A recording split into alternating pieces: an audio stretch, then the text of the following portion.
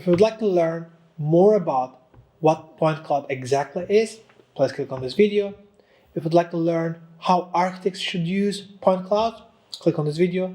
Don't forget to like and subscribe to our channel, because every week we are publishing an educational content for you.